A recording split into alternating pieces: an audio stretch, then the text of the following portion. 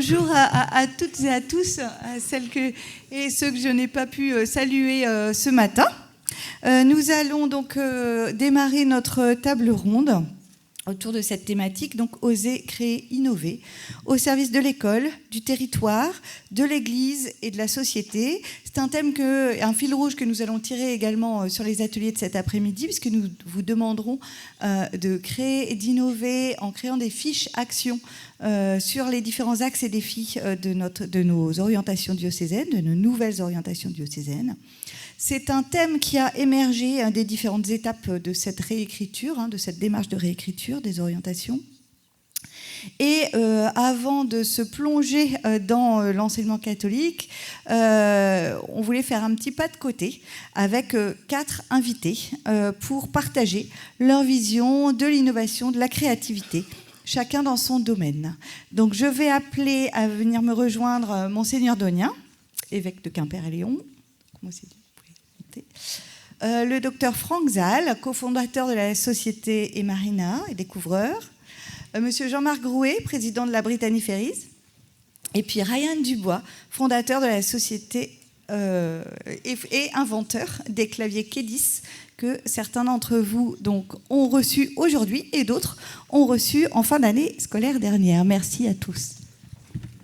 Moi, je n'ai pas besoin de beaucoup me présenter, mais simplement pour vous dire que je suis très heureux d'être là et que je rentre dans ma 10e année dans le diocèse de Quimper. Bonjour à tous. Moi aussi, je voulais dire merci pour votre invitation. Je suis vraiment très très heureux d'être là. Et donc je me présente, je suis Franck Zal. En fait, je suis docteur en biologie marine. J'ai créé une entreprise qui s'appelle Emarina. Voilà, donc il y a une diapo qui va vous montrer tout ça et je vous expliquerai en fait ce qu'on fait. Mais c'est vraiment de l'innovation à partir d'observations, notamment d'organismes marins que l'on trouve sur les plages, notamment l'arénicole. Donc, bonjour, je m'appelle Ryan Dubois et j'ai 19 ans et j'ai créé une entreprise qui s'appelle RD Tool 10. Donc, j'ai créé un outil qui permet de pouvoir apprendre le clavier rapidement et je l'ai appelé le Kedis. D'abord, merci pour votre invitation. Bonjour à toutes et à tous. Et puis, je crois que je suis aussi connu que Franck, notre jeune invité, moins encore, mais ça va bouger. Je l'ai rencontré pour les victoires de la Bretagne. Donc Jean-Marc Rouet, président de la Brittany Ferries depuis maintenant avril 2007. Et exploitant agricole, pardon. Donc, j'ai créé un kit de stickers autocollants. Donc, c'était parce que j'avais été diagnostiqué 10. Donc, la dyslexie, c'est troubles de l'apprentissage plus ou moins avancés. Donc, il en existe 6 types principaux. Le plus connu, c'est souvent la dyslexie. Donc, vous allez sûrement dire en quoi est-ce que cela vous concerne, mais en fait, ça correspond à peu près une personne sur 10. Donc, c'est-à-dire que dans la salle, il y a quelques personnes qui sont concernées. Et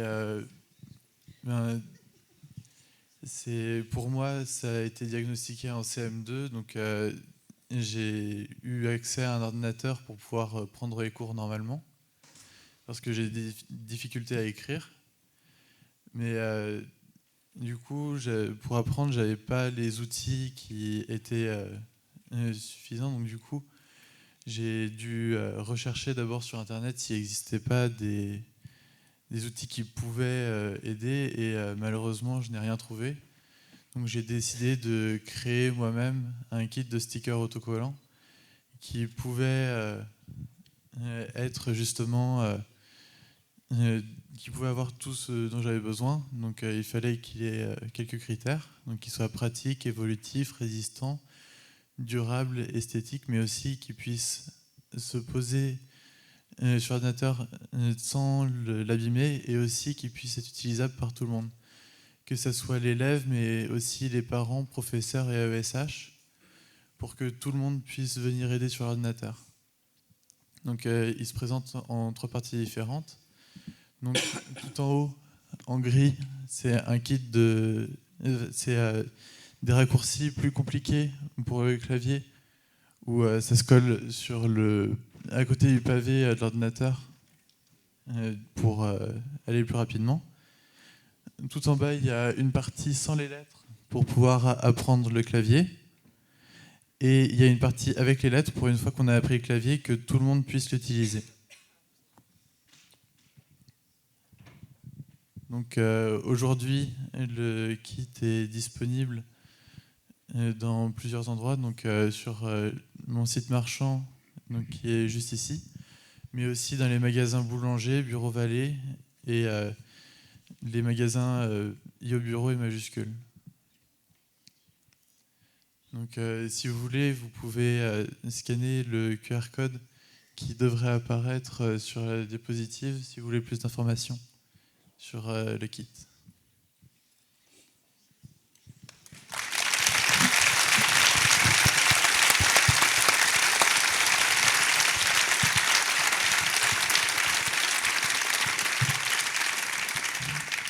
Merci beaucoup.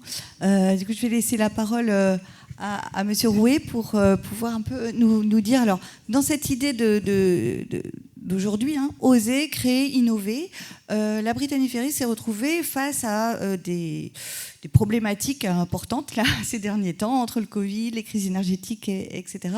Et il a fallu rebondir. Donc, si vous pouvez un peu nous dire comment vous êtes, dans quel état d'esprit se trouve la Brittany Ferries aujourd'hui. Merci. Alors, d'abord, Brittany Ferries, créer, oser, innover, en fait, c'est toute son histoire.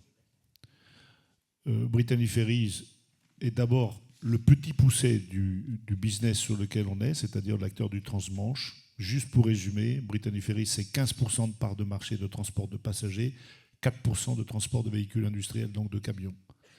85% du business se fait dans les Hauts-de-France, avec les 3 acteurs qui sont présents, Getlink Eurotunnel, le gérant du tunnel sous la Manche, le port de Calais et le port de Dunkerque.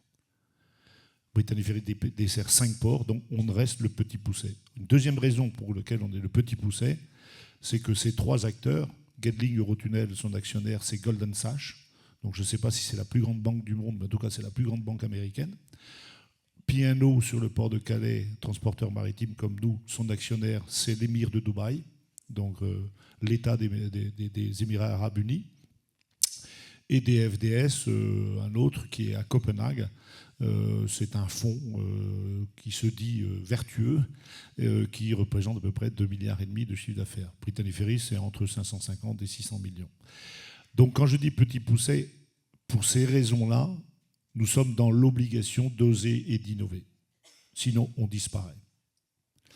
Ce qui fait que nous avons développé, pas moi, mon prédécesseur et moi ensuite avec mes collaborateurs évidemment, un business qui est un peu différent de nos concurrents. On est basé d'abord sur le marché du passager, ce qui est assez particulier pour avec des bateaux comme les ferries, puisque quelque part, on est d'abord des vendeurs de garage.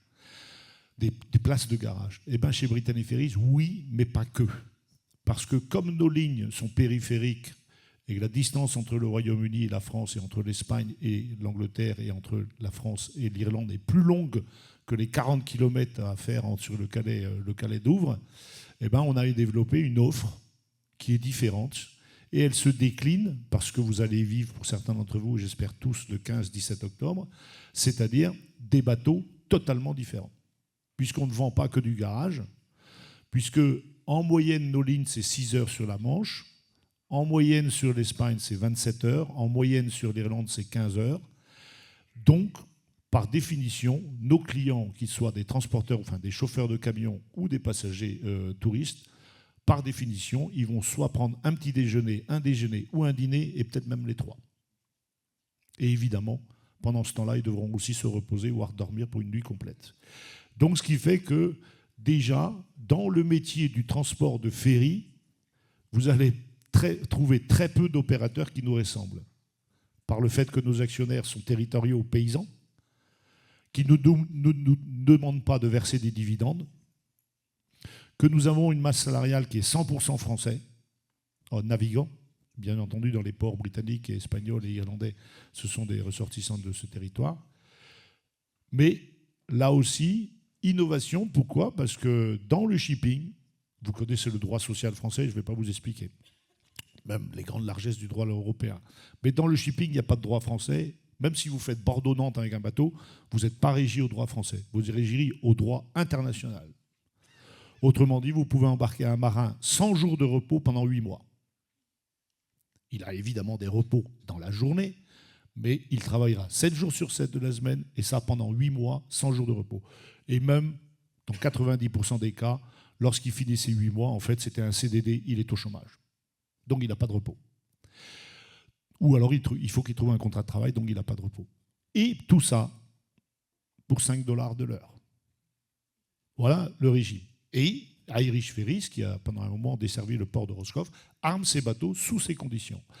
Ce qui veut dire que pour Brittany Ferries, c'est à peu près, si on compte 100 millions d'euros de dépenses pour la masse salariale chez Brittany Ferries, pour Irish Ferries, c'est 40 pour le même nombre de personnes. Donc, oser créer, oser innover, pour nous, c'est une nécessité, autrement on disparaît, puisque ces gens-là, évidemment, ils n'ont qu'un seul objectif, c'est le dividende de leurs actionnaires. À partir de ce moment-là, on prend évidemment, comme vous le dites, les différents paramètres qui sont en face de nous. Ce que je viens de dire, le marché, donc nous sommes sur des bateaux qui sont classés dans les cruise ferry. Donc ferry, les garages, cruise, parce que dans les étages supérieurs, on est plutôt plus proche du bateau de croisière que du ferry. Où nous avons des cabines, alors chaque bateau est différent, c'est là aussi l'innovation. Et évidemment, comme vous le dites, alors ce n'est pas une crise, face aux obligations qui sont les nôtres en matière environnementale, je dis bien obligations, indépendamment de la réglementation, puisque ce qu'on fait, nous, chez Brittany Ferries, depuis maintenant 2014, c'est largement au-delà de la réglementation qui s'impose à nous. On a commencé par filtrer les fumées. Pourquoi ? Parce que nous considérons que... Alors, techniquement, quasiment tous les ports que l'on dessert sont accrochés à une ville, tout près. C'est le métier du ferry. C'est vrai pour Marseille, c'est vrai pour Ajaccio aussi. Nos bateaux accostent tout seuls, sans remorqueur, jusqu'au port. Et pour le coup, on est émetteur de polluants atmosphériques juste à côté de masses de population. Donc nous filtrons nos fumées. C'est-à-dire que ce qui est nocif pour vous venant des carburants diesel, enfin pour vous, pour les oiseaux aussi, hein, c'est-à-dire tous les êtres vivants qui respirent, ce sont les oxydes de soufre, les particules fines et les oxydes d'azote. Nous, on les filtre. Donc, ce qui fait que l'Armorique, quand il est à Roscoff, il n'émet pas ce genre de polluants atmosphériques. Et on a continué, donc, à partir de 2019, avec donc, le gaz naturel liquéfié. Alors, le gaz naturel liquéfié émet, bon an, mal an, 20% de moins de CO2 qu'un fuel.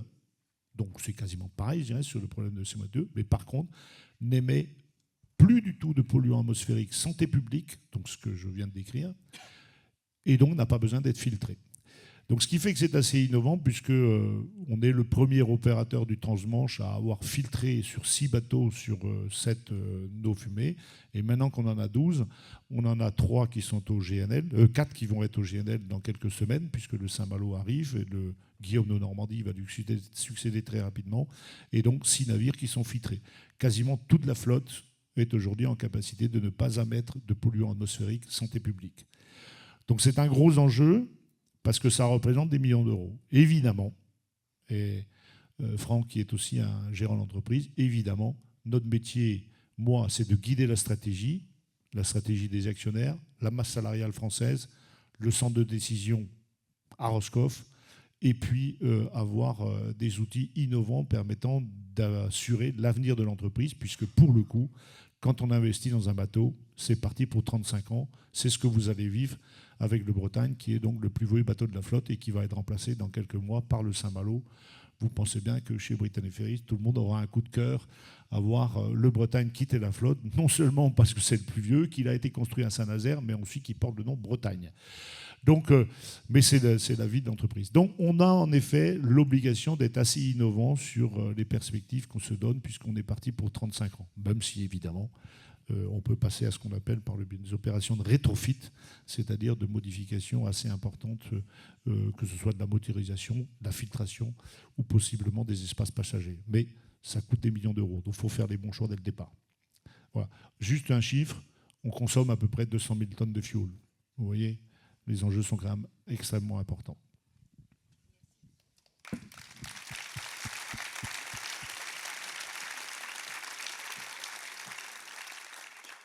Merci beaucoup. Je vais peut-être vous passer le micro, Monseigneur. Là aussi, des enjeux importants pour l'Église maintenant, dans le moment, et puis aussi pour l'avenir quand même. Et là, ça implique peut-être un peu plus que nos autres intervenants aussi, l'enseignement catholique, avec tout le projet éducatif porté par les différentes écoles, collèges et lycées.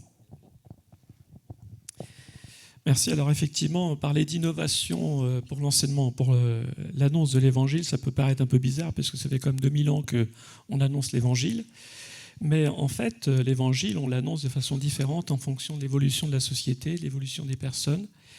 Et c'est ça dont je voudrais vous parler aujourd'hui, parce que c'est vrai qu'on constate, depuis un certain nombre de siècles, depuis le siècle des Lumières, une déchristianisation. Alors, ce terme a été utilisé par un de mes prédécesseurs, M. Fauvel, en 1948, donc ce n'est pas nouveau, et il s'inquiétait justement du raz-de-marée de la déchristianisation, dans les campagnes, etc. Alors qu'à l'époque, il y avait énormément de vocations, les séminaires étaient pleins. Mais en fait, le philosophe Pierre Manant, lui, parle plutôt de désocialisation, dans le sens où, en fait, le fait de développer l'importance de la personne humaine, la priorité sur la personne humaine, qu'on voit à partir du siècle des Lumières et après, si on le pousse jusqu'au bout, ça devient de l'individualisme. L'individualisme aux dépens du bien commun. Et ça ne concerne pas que l'Église, ça concerne toute la société. Et d'ailleurs, en parlant, quand je rencontre les maires, ils m'en parlent justement de cet individualisme et de cette difficulté. Et je l'ai encore écouté tout à l'heure en discutant avec vous. Et en fait, ça, c'est exactement l'inverse de la foi chrétienne, parce que la foi chrétienne, c'est renoncer à soi-même, donner sa vie pour les autres et pour le bien commun.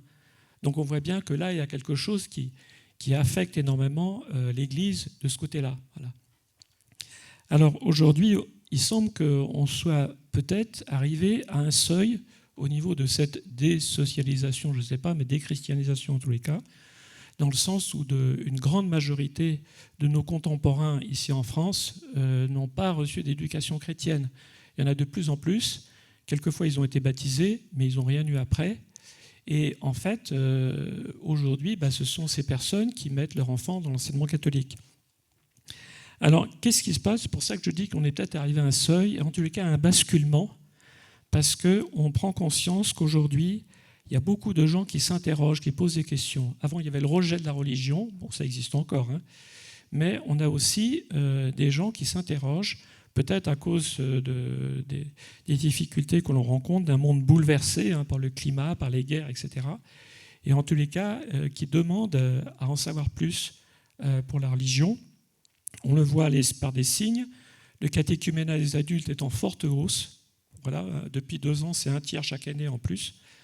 Les recommençants, c'est-à-dire des gens qui ont été baptisés enfants, mais qui n'ont pas eu grand-chose après, et qui aujourd'hui demandent à reprendre une réflexion chrétienne, y compris à demander la confirmation. Et ça, c'est quelque chose qui se développe aussi beaucoup, voilà, une même augmentation. On constate, par exemple, le mercredi des cendres, on a tous été étonnés, alors là, c'est dans toute la France, de voir des jeunes étudiants, jeunes professionnels, qui sont venus à la messe du mercredi soir d'entrer en carême, où d'habitude, il n'y a quand même pas foule. Eh bien, ils sont venus parce qu'ils voulaient démarrer le carême. Et en fait, en pastoral des jeunes, personne ne les connaissait. On ne les avait jamais vus. Vous voyez, donc, il y a quand même un phénomène qui joue. Et puis, je dirais aussi, aujourd'hui, une transmission inversée, c'est-à-dire des parents qui découvrent la foi par leurs enfants. Et ça se développe beaucoup aussi, puisque on célèbre la confirmation pour les jeunes et les adultes dans le Finistère, dans les mêmes célébrations. Et on a de plus en plus de papas ou de mamans qui sont confirmés en même temps que leurs enfants. Voilà. Et à Quimperlé, cette année, j'ai eu 3 générations. J'ai eu la fille, le père, le grand-père. La même célébration, tous les 3 confirmés. Et donc on voit bien qu'il y a un phénomène qui joue aujourd'hui et qui me semble très, très important.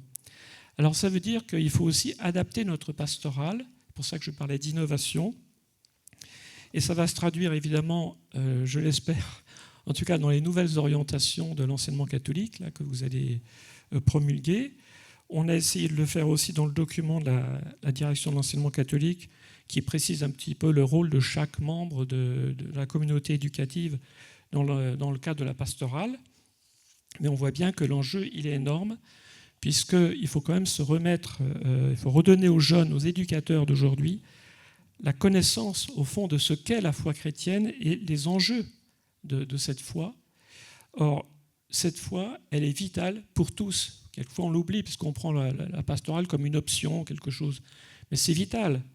Et je voulais juste lire un petit passage du pape François. Il dit « Le grand risque du monde d'aujourd'hui, avec son offre de consommation multiple et écrasante, est une tristesse individualiste, oui, je parlais de la désocialisation, qui vient du cœur bien installé et avare, de la recherche malade de plaisirs superficiels, de la conscience isolée. Quand la vie intérieure se ferme sur ses propres intérêts, il n'y a plus de place pour les autres, les pauvres n'entrent plus, on n'écoute plus la voix de Dieu, on ne jouit plus de la douce joie de son amour, l'enthousiasme de faire le bien ne palpite plus. » Oui, c'est pour ça que je parlais tout à l'heure de ça. En tout cas, ce n'est pas le choix d'une vie digne et pleine, ce n'est pas le désir de Dieu pour nous, ce n'est pas la vie dans l'esprit qui jaillit du cœur du Christ ressuscité. Donc voilà, donc l'enjeu, c'est un enjeu vital. Et il est destiné à tous, sans exception, puisque le pape dit aussi, tous ont le droit de recevoir l'Évangile, et les chrétiens ont le devoir de l'annoncer sans exclure personne. Et ça, c'est très important la suite, parce que souvent on le comprend à l'envers, non pas comme quelqu'un qui impose un nouveau devoir, mais bien comme quelqu'un qui partage une joie, qui indique un bel horizon, qui offre un banquet désirable. L'Église ne grandit pas par prosélytisme, mais par attraction. Voilà. Et donc l'attraction que présente le pape ici, c'est une joie qui donne envie, en fait, de suivre Jésus. Et moi, je me souviens très bien, et c'est un cas, mais j'en connais plein, de toute une famille qui n'était pas du tout baptisée. Et l'enfant a été invité au catéchisme par un ami, et au fond, il en ressortait à chaque fois avec beaucoup de joie. Et les parents ont dit, mais cette joie, il y a quelque chose derrière. Et c'est comme ça qu'ils ont commencé à s'intéresser à la foi chrétienne, et finalement, en quelques années, toute la famille a été baptisée. Donc on voit bien que cette attirance, elle est aussi à faire mettre en valeur au sein de nos établissements catholiques. Alors, vous voyez, des questions se posent, par exemple la question du choix. Tu choisiras plus tard, comme on entend souvent. Mais moi, je vois des catéchumènes adultes qui me disent, mais mes parents m'ont dit ça quand j'étais jeune, mais ils n'ont rien donné, donc je ne pouvais pas choisir. Voilà. Et ils étaient furieux vis-à-vis de leurs parents. Tu ne choisiras plus tard. Et puis le choix entre catéchèse et culture religieuse, en fait, aujourd'hui, il suppose une connaissance préalable de ce que ça veut dire. Et on voit que de plus en plus de parents ne savent pas faire les différences entre les deux. Et donc, il me semble qu'il faudrait leur proposer plus tard, après une première annonce. Et qu'est-ce que c'est que la première annonce ? Ça, c'est quelque chose qui doit être donné à tous les élèves. Eh bien, c'est le fait que nous croyons que Dieu s'est fait homme en la personne de Jésus pour nous sauver, et que si nous mettons notre foi en lui, eh bien, nous sommes appelés à vivre déjà dans une vie éternelle, après la mort, mais déjà maintenant dans une vie avec le Seigneur qui bouleverse toute notre existence, qui change nos choix de vie, qui change notre manière d'être avec les autres, qui change notre manière d'être en relation avec le Seigneur. Et ça, cette première annonce, elle doit pouvoir être donnée à tous. Alors, juste pour terminer, je dirais quels sont les moyens que l'on peut se donner pour cette première annonce, parce que concrètement, c'est là où il faut innover, à mon avis.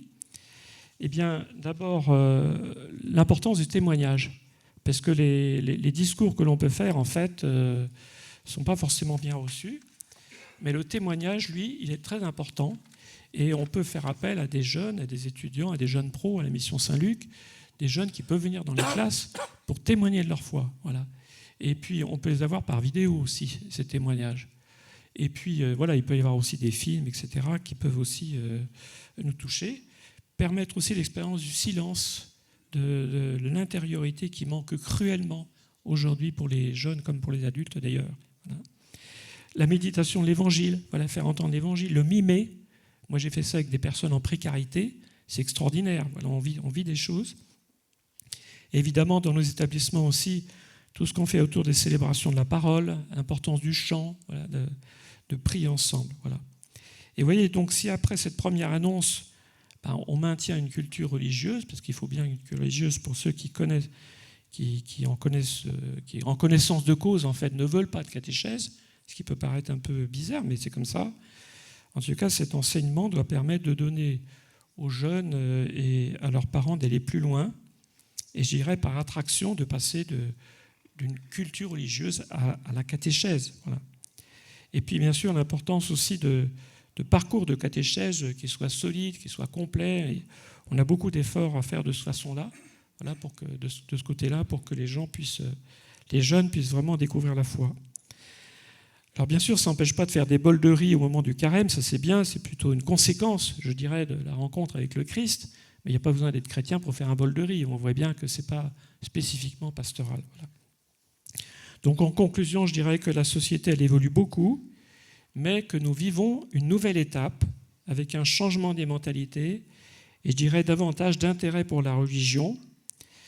La pastorale scolaire doit aussi beaucoup innover pour répondre aux nouvelles attentes des jeunes et de leurs parents.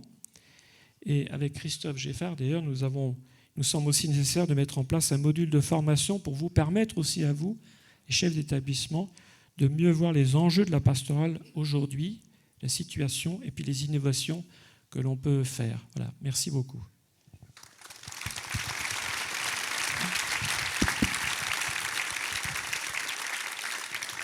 Merci beaucoup, Monseigneur.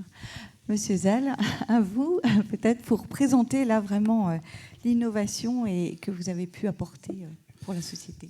Écoutez, bonjour. Je vais commencer par les 4 mots que j'ai entendus au démarrage de cette journée qui résument en fait l'ensemble de mon parcours. Il y en a 4. C'est abnégation, patience, persévérance, résilience. Et donc en fait, je vous invite tous à lire en fait ce livre que j'ai écrit. Alors, c'est pas pour faire des ventes, parce qu'il est déjà extrêmement bien vendu, mais il va parler de vous. En fait, il y a un chapitre qui parle de vous, vous, enseignants, chef d'établissement, etc. Donc, je vais vous raconter en quelques mots, en fait, mon parcours. Moi, j'ai grandi dans une famille relativement modeste. Personne n'avait fait des études. Donc, je ne savais même pas ce que c'était des études. Pour vous dire, je ne savais même pas ce que c'était le bac. Donc, je suis issu d'une famille d'immigration. Donc, personne n'avait fait des études. Et je n'avais pas de modèle. Donc je ne me retrouvais pas dans le système de l'éducation nationale. C'est-à-dire qu'on ne me montrait pas ce qu'il fallait faire. C'était quoi le chemin? Et pour vous dire, j'ai été très très jeune, en fait, passionné en fait, par la biologie. Pourquoi? Parce qu'à l'époque, donc, il y avait une émission qui passait à la télé, qui était l'émission du commandant Cousteau, l'Odyssée du commandant Cousteau. Et en fait, moi j'ai grandi dans un petit appartement parisien avec une famille nombreuse. Et en fait, je me suis toujours dit, à travers la télé, qui a fait une partie de mon éducation, je ferai de la biologie marine. Mais vous imaginez parler de biologie marine à des personnes qui ne vivaient même pas au bord de la mer, qui ne savaient même pas ce que c'était un doctorat, etc. Donc j'ai toujours gardé ça dans ma tête. Et je me suis, au fur et à mesure en fait, de mon parcours en fait, éducatif, orienté de plus en plus vers la biologie. Et un jour, en fait, il y a eu un facteur déclenchant en fait, sur ce chemin. J'adorais la biologie. Et j'ai eu un 0. Pourquoi j'ai eu un 0? C'est pas parce que en fait j'avais pas bien répondu, parce que en fait c'était 0 mais hors de vos compétences. C'était parce que en fait j'étais pas dans le modèle. Et j'ai appris en fait sur le modèle de l'éducation et j'ai appris en fait sur ce chemin en fait et c'est ça qui a drivé après l'évolution en fait dans ma carrière universitaire, c'est que en fait pour être un bon élève, il faut être un bon perroquet. C'est-à-dire rappeler, en fait, donner en fait, ce qu'on vous enseigne, etc. Et l'éducation nationale, souvent, n'a pas de place pour quelque chose, pour une personne qui est atypique. Et donc, on la catégorise, en fait, atypique. Et donc, je vous raconterai aussi par la suite, en fait, des moments, en fait, qui m'ont choqué, en fait, dans certaines conférences que je faisais dans les écoles. Mais voilà, donc j'ai eu cette démarche, cette avancée. Et puis, en fait, un jour... Et j'ai bien aimé en fait, ce que vous avez dit, Monseigneur, sur les modèles. J'ai eu un jour la chance de rencontrer le commandant Cousteau à Paris. Vous vous imaginez, je l'avais vu à travers les écrans de télévision et je le vois rentrer dans la salle avec son costume bleu, sa chemise blanche. Il fait un exposé sur ses films. Et puis, il me dit, donc à la fin, je me dis, c'est le moment unique. Tu as la personne qui a drivé toute ton enfance, tu vas aller le voir. Donc vous imaginez, donc j'étais un jeune ado, et puis je me lève, je vais voir le commandant Cousteau, et je lui pose une question super simple. Commandant, comment on fait pour être commandant Cousteau? Alors il rigole un peu comme vous, Et puis, il me donne des informations en disant, jeune homme, vous êtes à Paris, il y a une université qui s'appelle Sorbonne Université, vous pourrez faire des études là. Donc, il me fait ma feuille de route. Et puis, dès qu'il m'éclaire, je suis devenu le majeur de toute la promo, en fait, de toute cette avancée dans le domaine universitaire. Donc, les modèles sont extrêmement importants. Modèle, c'est extrêmement important. Et ce que vous avez dit aussi, alors dans un autre domaine, c'est tu choisiras plus tard. Mais plus tard de quoi? Si on ne montre pas le chemin, c'est extrêmement difficile en fait de revenir en arrière. Et donc en fait, il faut donner en fait à ces enfants, aux enfants que vous avez en charge dans le domaine de l'éducation, l'envie d'avancer, l'envie de comprendre, d'innover, etc. Donc, juste pour revenir à mon parcours, donc moi je suis devenu docteur en biologie marine, donc de Sorbonne Université. J'ai passé, en fait, je suis allé à l'étranger, j'ai passé 2 ans en Californie, 1 an en Belgique, et puis je suis revenu dans ma Bretagne. Donc la Bretagne, c'est vraiment un territoire que j'adore, et pas toute la Bretagne, le Finistère Nord. Et donc je suis ancré sur mon territoire comme un bernique, en fait, sur un rocher qui est Morlaix. Et je fais tout pour en fait développer mon entreprise de biotechnologie sur le territoire de Morlaix. Alors qu'est-ce que fait cette entreprise? Donc moi j'ai été chercheur et je me suis posé une question, mais complètement qui va même pas vous intéresser. Je me suis demandé comment un ver marin que vous connaissez tous, qui s'appelle Arenicola marina, alors nous en breton on l'appelle le buzug, et les pêcheurs vont à la pêche avec. Vous savez, il vit entre la marée haute et la marée basse. Vous voyez ces petites traces de sable sur la plage. Et un jour, je me suis posé une question en me demandant, mais comment ce ver respire entre la marée haute et la marée basse? Dans ma famille, on me disait, mais t'as pas autre chose à faire que t'intéresser à la respiration d'un ver marin. Et finalement, je me suis focalisé sur le sang de cet animal. Et qu'est-ce que j'ai trouvé chez cet animal qui est vraiment... Alors, qui va plus loin que les dinosaures, parce que ce ver est apparu sur la Terre il y a 450 millions d'années. Vous imaginez, 450 millions d'années, on a du mal à savoir qu'est-ce que ça représente. Juste pour vous donner un chiffre, en fait, 3 millions d'années, c'était Lucie.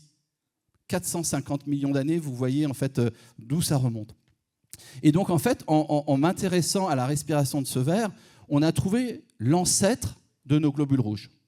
Dans cette salle, ce qui nous rassemble tous, on a tous du sang. Sans sang et sans oxygène, on ne sera pas dans cette salle. Et en fait, ce que j'ai trouvé en fait, avec cette question basique, comment ce ver respire entre la marée haute et la marée basse, j'ai trouvé un système universel qui est aujourd'hui, qui révolutionne des pans entiers de la médecine. Et donc, autour de 2 phénomènes en médecine, alors je ne vais pas vous assommer de termes scientifiques, mais il y a quelque chose qui n'avait jamais été résolu en médecine, c'est ce qu'on appelle l'ischémie et la reperfusion. L'ischémie, c'est un manque d'oxygène. Il y a, par exemple, si on fait une expérience dans cette pièce, si on arrête de respirer, je ne pense pas que ça va durer très longtemps. Et donc, en fait, parce que l'oxygénation... Par contre, il y a 2 choses qui nous permettent de vivre, c'est manger, on en a parlé tout à l'heure, les 3 repas par jour, et puis en fait, mais vous pouvez dire, je mangerai demain, ça ne va pas vous tuer. Par contre, il y a quelque chose qui va vous tuer, c'est de ne pas respirer. Et donc, en fait, on a trouvé quelque chose qui est universel à la vie avec cette molécule. Et aujourd'hui, on révolutionne des pans entiers de la médecine dans la transfusion sanguine, dans la transplantation d'organes, dans la cicatrisation, dans l'oncologie. On travaille aujourd'hui avec le monde entier. Donc, vous avez vu, c'était un ver au démarrage sur une plage bretonne, notamment à Roscoff. Et aujourd'hui, cette société résonne dans le monde entier, où on a ouvert des filiales en fait, à Boston, à Montréal, à Visakhapatnam. Donc dans l'Inde, on est en train d'en ouvrir une à Bangkok. Et tout ça à partir d'une question basique, c'est comment ce ver respire entre la marée haute et la marée basse. Donc c'est vraiment l'ouverture d'esprit. L'ouverture d'esprit, c'est-à-dire que posez-vous, en fait, et dans votre système d'éducation. Donc moi, j'ai toujours un message, c'est que la nature, autour de vous, c'est une bibliothèque d'innovation. Donc, et il faut apprendre à lire en fait ces livres de la nature, pas dire c'est un arbre, pourquoi il pousse là. En fait, comprendre l'évolution de toutes ces espèces, de tout cet environnement qui est autour de nous. Et en fait, l'innovation, ça ne se décrète pas. L'innovation, c'est pas je me lève le matin, j'innove. L'innovation, en fait, c'est une transversalité. Vous êtes super bon dans vos domaines, très très bon, sûrement vous êtes les meilleurs, mais vous ne pouvez pas innover si vous êtes des spécialistes uniquement de votre domaine. Allez voir ce qui se passe dans les autres domaines. L'innovation se fait toujours à l'interface des compétences. Parce qu'à l'interface des compétences, il y a des choses sur lesquelles vous n'avez absolument pas pensé, mais vous allez voir juste un mot va vous faire raisonner et va vous faire innover. Donc, oser, bien évidemment, moi je dis souvent en fait que la vie est courte et que finalement, entre l'alpha et l'oméga, on a un chemin à faire. On doit s'amuser sur ce chemin en fait, de la vie pour la société, pas pour l'individuel. Parce qu'en fait, on est tous issus de cette évolution qui nous a permis d'être aujourd'hui dans cette salle. Donc, oser, bien évidemment, parce qu'il faut quand même s'amuser en fait, sur ce chemin qu'on doit passer sur Terre. Et surtout, ne pas avoir peur. Dites à vos élèves de ne pas avoir peur. Oser, c'est ne pas avoir peur. Vous savez, en fait, là, vous allez commencer votre rentrée. On vous a décrit un programme avec les objectifs. Et ça, vous allez à un moment donné être dans une zone de confort. En fait, vous allez tourner dans cette zone de confort. Et vous allez être bien parce que vous allez avoir un programme. Sauf qu'on a vu que l'éducation nationale a été bien chahutée ces derniers temps. Mais en fait, de passer de l'autre côté de cette zone de confort, d'innover, d'oser, ça fout la trouille, ça fait peur. Parce qu'on ne sait pas ce qu'il y a de l'autre côté. Mais je peux vous dire que moi, dans mon parcours, j'ai vu qu'une zone de confort, il y avait une autre zone de confort et il y avait une autre zone de confort. Donc juste le chemin de passer d'une zone de confort à une autre zone de confort, ça fait peur. Mais vous inquiétez pas, en fait, il y a toujours quelque chose de bien de l'autre côté de cette zone de confort. Voilà, merci.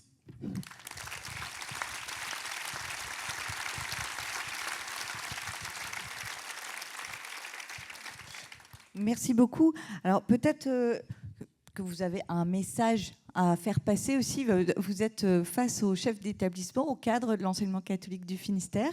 Est-ce que vous auriez chacun d'entre vous un message là pour la rentrée et pour peut-être faire du lien aussi entre vos compétences, vos activités, vos innovations et puis aussi ce que nous pouvons porter dans nos établissements? Si vous permettez, en fait, j'ai deux choses à vous dire. La première, je voudrais vous dire merci. Merci à tous ici.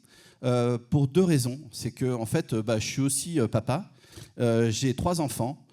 Mes enfants ont eu la chance d'être rentrés dans l'enseignement catholique. Ils ont été dans des petites écoles, donc les Ursulines, Notre-Dame de Ploujean, Saint-Augustin et Notre-Dame du Mur. Et mes enfants, on leur disait toujours, vous ne pourriez pas faire de grandes études si vous êtes dans ce genre de structure. Il faut être à Louis-le-Grand, Henri IV ou tout ce que je peux vous imaginer de grandes structures. Mes enfants ont fait des études.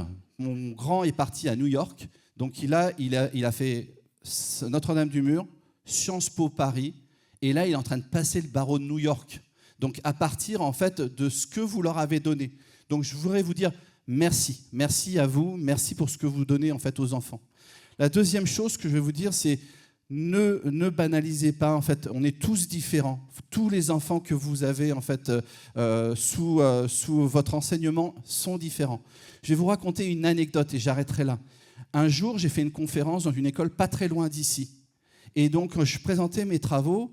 Et puis, il y avait un petit enfant en fait devant la scène qui n'arrêtait pas de turbuler, qui posait des questions, etc., etc. Et après, l'enseignante m'a dit: il ne vous a pas trop dérangé? C'était en CM2. Il ne vous a pas trop dérangé?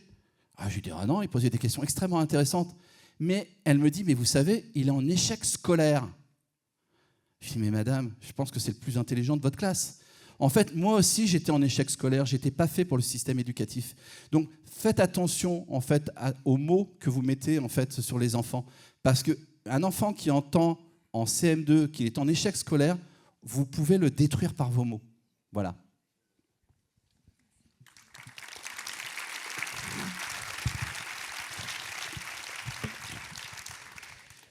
Oui, moi je dirais une chose, c'est pour innover, il faut arriver à se défaire, à prendre de la distance par rapport à ses a priori, à tout ce qu'on pense au départ.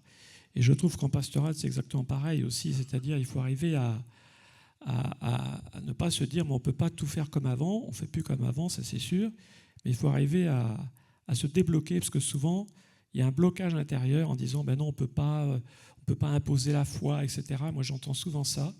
Et en fait, ça, c'est un blocage totalement psychologique, parce qu'en réalité, les enfants, ils sont toujours très intéressés par tout ce qu'on leur dit. Et moi, je trouve qu'il faut qu'on arrive à se défaire de ça, parce que pour innover, il faut arriver aussi à se défaire de tous les freins, en fait, qui sont à l'intérieur de nous-mêmes, par notre propre expérience, tout simplement. Voilà. Donc, innovons, sachons aussi sortir un peu de nos cadres et peut-être de tout ce qui nous a pu nous coincer dans notre éducation. Merci. Je rejoindrai un peu ce que Franck a dit. C'est sûr que quand on parle d'innovation chez Brittany Ferries, ce n'est pas le président qui innove. Hein. Je ne suis pas du tout ingénieur du développement durable.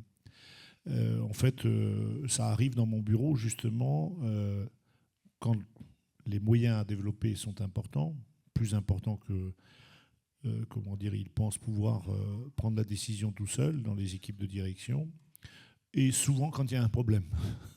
En fait, je ne suis pas un pilote de l'innovation, je suis un arbitre de l'innovation.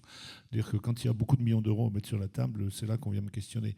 Donc c'est vrai que, quelque part, la chance de Brittany Ferries, c'est d'être hyper diversifié dans son métier. Donc on a affaire à des cursus très différents, hein, les marins et puis les personnels sédentaires, ce qui fait qu'on a, en effet, en tant que président, la capacité d'avoir un sourcing intelligent suffisamment diversifié pour arriver à avoir les questions. Donc, comme dit Franck, chaque individu est différent. Et en fait, c'est vraisemblablement, en effet, les gens qui sont dans l'innovation, c'est vraisemblablement ceux qui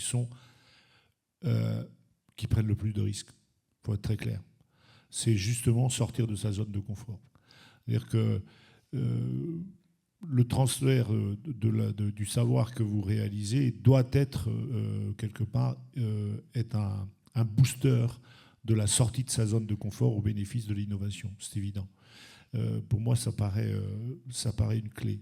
Alors, le message que j'aurais à vous dire, d'abord, certains d'entre vous le savent, je connais assez bien votre métier, puisque à chaque fois que je suis à la maison le soir, on m'en parle. Et tout à l'heure, tu disais, Franck, les modèles ou les moules, j'aurais repris un autre mot pour dire les moules. En fait, ce que je sais en connaissant l'enseignement primaire par le biais de mon épouse, c'est que finalement, quand vous avez entre 17 et 26 élèves, vous avez 17 ou 26 cas différents. Et je crois que c'est vraiment la difficulté de votre métier. Donc déjà, chapeau bas, parce que moi, je ne sais pas faire avec 17 et 26 différents. Chaque problème, alors c'est juste une manière, si vous voulez, d'arriver en tant que directeur d'établissement, à prendre un peu de recul par rapport aux décisions que vous avez à prendre. Moi, quand quelqu'un arrive dans mon bureau et qui me dit « Président, j'ai besoin d'une décision », la première question que je lui pose, « Vous avez le problème depuis combien de temps ?» 8-10 jours. Bon, ben moi, je prends la moitié de ces 8-10 jours pour réfléchir aussi. Il n'y a pas de raison que moi, je dois décider en 1 heure. Parce que j'engage. Par contre, aussi, les décisions courageuses, et ça, c'est un message, quelquefois, il faut prendre une décision même si elle n'est pas parfaite. Parce que si vous ne la prenez pas, vous bloquez tout un bataillon derrière. Ces gens-là attendent une décision. Et ça, c'est important. Donc, c'est vrai que, pour le coup, en tant que chef d'établissement, ça doit vous arriver aussi régulièrement. Donc, n'ayez crainte, à partir du moment où vous avez choisi cette mission, c'est que vous êtes quelque part en capacité de la manager. Et puis, mon deuxième message, c'est bonne rentrée. D'autant plus que j'ai lu un article dans le Télégramme ce matin à mon petit déjeuner que la belle météo va revenir. Donc, ce sera d'autant plus pour vous un exercice complémentaire de bien retenir les esprits avec le soleil qui revient. Merci.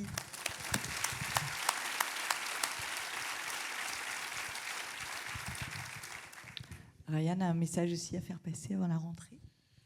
Pour ma part, je tenais à remercier du coup, les chefs d'établissement parce que pour mes études, j'ai eu des moments plus ou moins compliqués, mais souvent, ça a été aidé à partir du moment où, par exemple, les professeurs venaient aider et ne suivaient pas forcément entièrement que le programme, mais nous laissaient aussi de la liberté pour pouvoir apprendre. J'avais eu ça beaucoup pendant la première et la terminale, où on avait eu le droit à un projet qui s'appelait Sonolux, qui nous avait permis de pouvoir apprendre, non pas que en France, mais avec du coup l'Italie et l'Espagne, et ça nous avait permis de pouvoir apprendre différemment et de pouvoir apprendre par nous-mêmes. Et ça apportait beaucoup de choses, je trouve. Donc, pas forcément rester dans le moule. Et pouvoir apprendre de façon différente. Merci beaucoup.